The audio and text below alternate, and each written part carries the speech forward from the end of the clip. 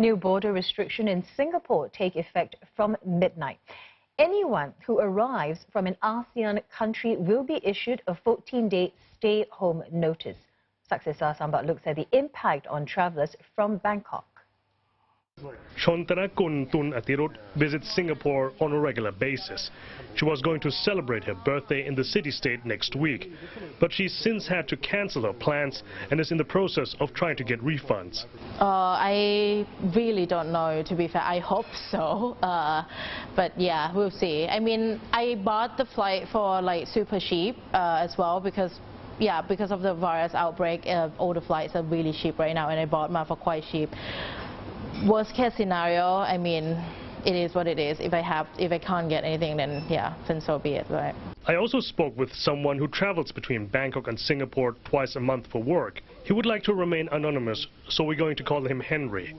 He told me that he left Thailand on Sunday and will have to remain in Singapore for a while. Definitely there's a big sense of uncertainty, not knowing when I can travel again, because basically with this restriction it means that I can't travel anywhere, especially to Thailand, knowing that if I come back I'll be under quarantine and that will definitely affect work, and then not knowing when this travel ban is going to be lifted. Pictures on social media on Monday showed long lines for flights to Singapore from Bangkok's Suvarnabhumi airport. CNA understands that some travelers even moved their flights forward, trying to return before Singapore's restrictions come into effect. Thailand is a popular destination for those from Singapore, with roughly 1 million of these visitors in 2019. As for Singapore, it's all about 528,000 arrivals from Thailand last year. The tourism industry is one of the key pillars of Thailand's economy. Last year, Thailand had a record 39.8 million visitors, but things look less rosy for 2020. Tourism authorities estimate as many as 10 million fewer visitors to this country. And also a lot of other countries require for arrivals from Thailand to isolate themselves in order to prevent the spread of COVID-19. With the coronavirus outbreak keeping tourists away, attractions like these are looking at quieter times ahead. Saksesa Sambat, CNA, Bangkok. Gary Barman is director at tourism research company Check in Asia. He joins us now. Gary, these restrictions, are the wave of travel restrictions we're seeing unprecedented? Yeah, good evening. Well, you're absolutely right. There are. You mentioned in your intro there, you mentioned Australia, you mentioned Singapore, you mentioned Brunei. You could add in the last few days Vietnam, India, New Zealand. We are seeing a complete lockdown of the infrastructure of travel across Asia Pacific, but also globally. And there are two reasons for that. One was mentioned in your previous section there about Thailand. Is just how integrated tourism now is into the economies in our region. But secondly, it's the scale and scope of the virus. It's, I think, in more than 143 countries internationally now. So the spread has been very, very fast. It's quickening in certain areas, particularly Europe.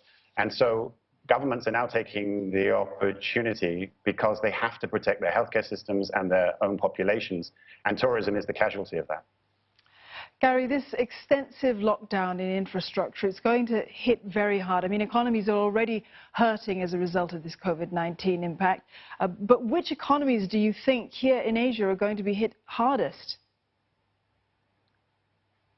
I think you can take your pick. The countries that we've mentioned just now, they all rely on tourism very, very strongly. Singapore's measures are pretty much unprecedented, and Singapore's tourism economy is very, very strong generally. Australia has a very strong tourism economy, but last night it announced the restrictions that everybody entering the country, whether you're Australian or whether you're an international traveler, has to self-quarantine. And look what happened today to the stock markets. They dropped almost 10%, and a lot of the stocks that were hit hardest were tourism stocks, airlines, airports, travel agencies. So obviously the main airport hubs, Singapore, Kuala Lumpur, Bangkok, they're going to get hit pretty badly. But every country in this region of Asia Pacific now is very, very strongly aligned to the tourism economy, and that's really developed over the last 10 years. So as we're seeing global tourism locked down, as we're seeing source markets prevented from entering, and as we're seeing the actual demand factor in tourism just basically disappear, you can take your pick on which country is going to be hit hardest.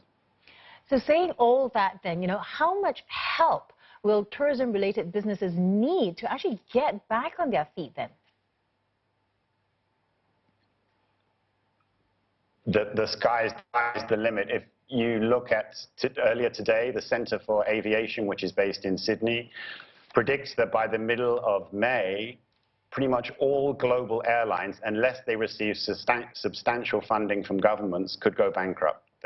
It's that serious. And that's the airlines. That's not even talking about hotel industry, tour operators, travel agencies, small businesses on the ground. Cash flow is in very short supply across the region in the travel sector. And companies are really, really up against it. We've seen with certain budgets like Singapore try to alleviate cash flow problems, try and allow companies to actually keep going through this. But we don't know how long this is going to endure for. Qantas, for example, has slashed capacities on its entire airline routes up until the end of September this year, and that's 6 months. So for a lot of companies to survive through that period without substantial funding is going to be very, very difficult.